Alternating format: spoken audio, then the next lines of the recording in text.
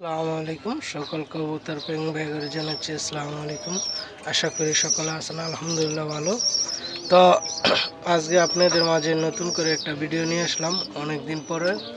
এই যে এই জোড়া, এই যে একটা বেবি, তার আগে একটা বেবি, এই জোড়ার বেবি একটা অসুস্থ হয়ে মারা আছে। আবার দেখেন এই যে এটা হচ্ছে আমার এবারকার ঘরের বাচ্চা, গেছে বছরের রেস করা।